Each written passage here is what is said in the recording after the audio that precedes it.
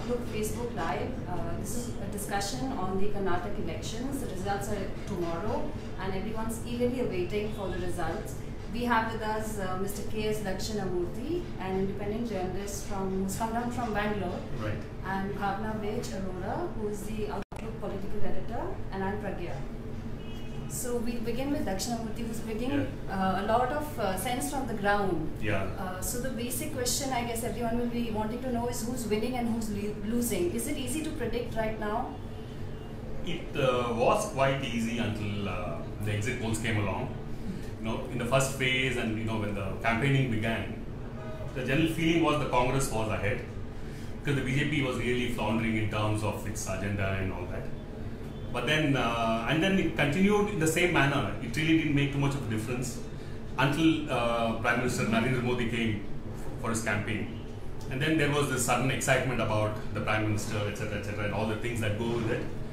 And post that, you had the elections, you had the voting, and then the exit polls. And then the exit polls are saying that the BJP might come first, and they can be, some are saying that it's going to be a hung assembly. So suddenly there seems to be some kind of a doubt about what we originally assumed. You think Modi's rallies will make a difference? Like he had 21 rallies in 10 days and everything, like just a blitzkrieg. You think it's going to work? See, Mr. Modi, in terms of issues, he did not raise anything really substantive. It seemed to be more of a personal kind of an attack on the Congress and its leaders and all that. So everyone was looking forward to something dramatic from him in terms of something substantial or a new agenda or something like that, but it never came. So in that sense, that it didn't cause anything at all. But the very fact that he came into the state meant that it galvanized the BJP cadre, and suddenly there was a lot of excitement. People wanted to see, curiosity, that kind of attention. Whether that is enough to translate into votes, well, we'll see tomorrow. And this is the first time Modi has campaigned so extensively south of Vidyas. Yeah. Whether his magic, so-called Modi magic, which BJP has been talking about, let's see whether it works or not. I don't know, it's very difficult to say. See, one more thing is that originally he was only scheduled to address 15 meetings, 15 rallies. They increased it to 21, with 6 more. So it obviously means there was a thinking in the party too. Something is working. There was some kind of a feeling probably that they were not very sure about where it was heading. What do you think the BJP is thinking now, Bhavna? Are they very confident about getting into the South Indian state again for the second time? Yes, they are very confident, and I think Dakshina will tell us. The funny thing about these elections is Karnataka has generally never voted back the incumbent, and secondly, it has always generally gone against the national trend. Yeah. So one of them has to break this time. Coming to this point about a government not being re-elected at all, that has been the case since 1985. Okay, before that, you had governments coming, getting repeated and all that. So the Ramakrishna Hegde government was the last. Hegde was the only chief minister who got elected twice, and the second time was in 85.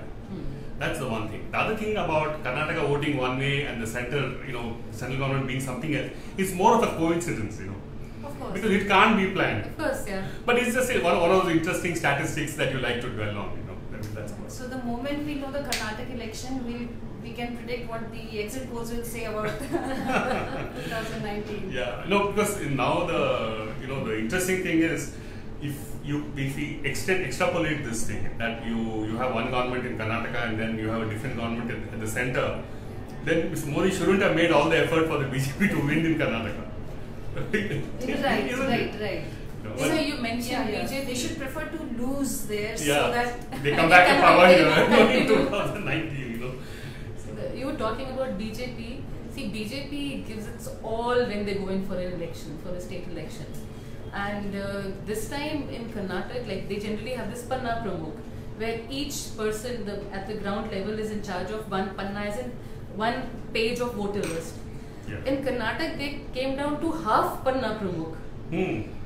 So each person had half a voter list, so they were supposed to go and contact each and every voter. So it was even more intense. okay. So I mean, they didn't want to take any chances, but whether all this works in Karnataka, that's a... Tell me, what would decide whether the Lingayat break away, and how much does the Congress need to break away? Because do they need to break away 2%? Would that be enough to get a substantial number on your side, make a majority? Or does it have to be 80%? Someone in the Congress told me 80%. I do not think that is possible. What happened with See, Lingayat? as far as the Lingayat vote is concerned, there is really no evidentiary value to it. It's just a notional, it's just a kind of a feeling that all the Lingayats vote for a particular party. Now, how much of it and division and all that, etc., is really speculative. There's nothing on. Did this issue of separate religion actually help Lingayats think differently about themselves? Yeah, what happens is, see, if you look at this issue of separate religion, the poorer amongst the Lingayats are going to benefit from this, because the moment they become a separate religion, then they're going to get minority status. So which means it's going to have a positive bearing on all your educational institutions. And the Lingayats own a lot of educational institutions in Karnataka across the board. So which means that there is an opportunity for poorer Lingayats to join The mainstream. Yes. So there is a lot of separate feelings among the bottom half of the Lingayat community. So this may work. It may work. It may work. Because this is not a new, this is not something that Siddaramaiah thought of. This has been there for more than a century. That that the Lingayats have always wanted to be treated as a separate religion. So it's something, it's always been there. Tell us also about sub-nationalism and that identity politics of a special kind, which does not happen in the north. In the north, it gets tied up with something more dark like separatism, but in Karnataka it doesn't. What is the significance of Siddaramaiah taking up this? What did he do? Is it just the flag? No, something. If you take India as a whole, it's basically Hindi nationalism that really dominates narrative in the entire country.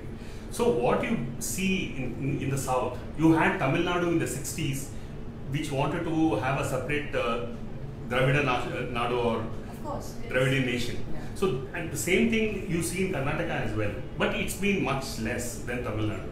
So it is basically an assertion of Kannada identity more than anything else. Will it pull votes towards the... Oh yes, there's a big support, or there's a big following for this kind of a feeling. Even within BJP, they realized towards the end that they actually kind of could not match up to that feeling of regionalism which Siddaramaiah managed to invoke, because they still felt that that they were still a bit of outsiders there.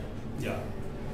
See, the interesting issues that until now, until Siddaramaiah, kind of took over this issue, the BJP used to be allied with these interests in the past. Absolutely. So before the BJP could do it, Siddaramaiah quickly jumped in and tried to take that fight with the Congress. Yeah. So actually, that is what he did this time, because he took the advantage from BJP. Yes. I mean, he preempted everything. Yes. Otherwise, he set the agenda actually. Absolutely. In most other places, it's the BJP in other states, like especially Amit Shah is very good at it. Yes. That they've been setting the agenda in all the states. Yeah. So this time they actually had to follow the agenda. They had to react to what he was doing. Yeah.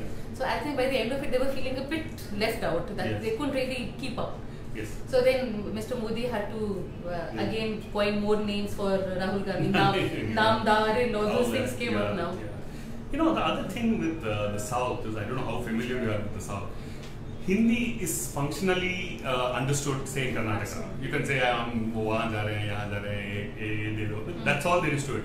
The kind of Hindi that the politicians talk, especially the Sanskritized Hindi, it just will go above anybody's head. Even in UP, that kind of Hindi is not spoken in homes. It is just a formal language which politicians and the statecraft employs that language. Because in many places, if you actually go and see the recording of the public meetings, you will see that when Mr. Modi is, let's say, hurling a punchline or saying something dramatic, there will be total silence. It's only when it's translated into Kannada, people suddenly say, oh, and they applaud or laugh. But I notice in many places, while he was speaking, people didn't really wait for the translation and they were responding. And I think in one place where they told the translator, we don't need you, you please carry on. That is right. In Udupi, yeah, exactly. Yes. But then the overall feeling was that, of course, there will always be a few people who will know the language. But broadly, and there was a person behind giving the cue. I think they were enjoying the theatrics, basically. Yes. So basically, he would give the cue, and then people would applaud and laugh. So all kinds of things were happening, which was which was really funny. So one of the, I mean, if you could move on to the other big party there, the Congress. The Congress, we were told in Gujarat that if they had been a little smarter about shaping up alliances, say with the BSP, the left doesn't have a presence there electorally as such, but they have, a kind of base with tribals and in other pockets. So it seems that Rahul Gandhi did not try to build up these alliances. Will the BSP cut its votes in a significant way? See, the BSP is not at all a force in Karnataka. I mean, let me make it very clear. BSP has absolutely no great following in Karnataka. So why did the JDS choose? Are there ambitions for UP? No. The JDC, for instance, Devegowda, they have personal relationships with the BSP, with Mayawati. Yes. And they're also looking at 2019, that federal front and all that. So it's with that in mind, they had an alliance. And also they've had an alliance in the past. But it's more of a, on paper kind of an alliance. So it's like a bargaining chip. If we can reduce your margins, we can scale you into a better deal in 2019. That's it. So it's more of a longer term vision. What people have been saying that JDS is the B team of BJP. So do you think they're actually going to go with BJP if it comes to that? If they actually play kingmakers and as we know tomorrow, but so you think, because even Congress has been in touch with them now, this time Congress doesn't want to be left behind. So how do you think JDS is going to, which way JDS is going to go? Frankly, that's the $1 million question. Because I'll tell you why. Because the JDS in the past has gone both with the Congress and with the BJP. That's what. And now, right now, even as we are talking, they are in an alliance with the Congress for the Bangalore Municipal Corporation, the Bangalore Corporation, BBMP. They're in power and they're allies.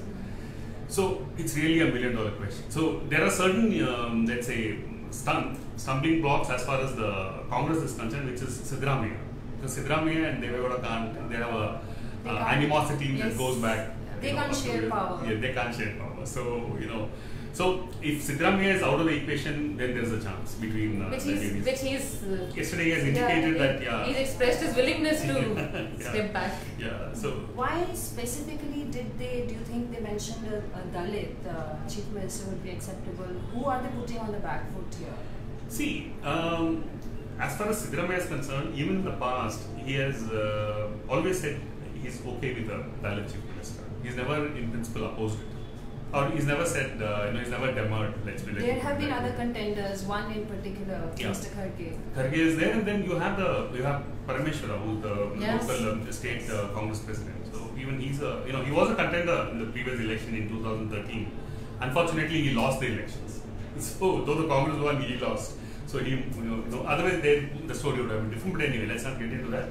But yes, and also I don't think there has been a Dalit chief minister in Karnataka so far. There has not been. So it means that if a Dalit chief minister is seen as a likely candidate for the JDS, then probably they might it will be difficult for them to reject it, because then it might upset Mayawati and they have an alliance with the BSP. Right, and then you have these other issues, like if the JDS goes with the BJP, then what happens to that JDS Mayawati alliance?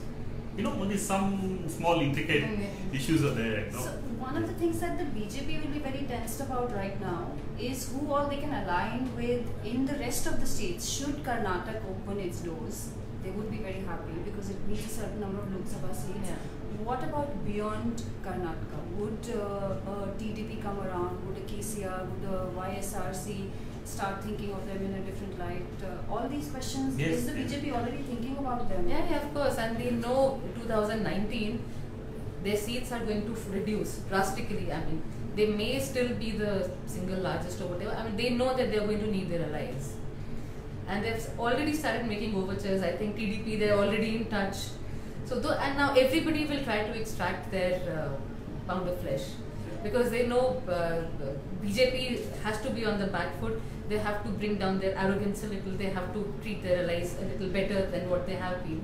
Better than even the Congress, because. Yeah, I mean, these are a little on the speculative side, but Absolutely. but then Absolutely. we know, I mean, you're right, but this is going to kind of show the way forward. Probably it might throw light on how it's going to be.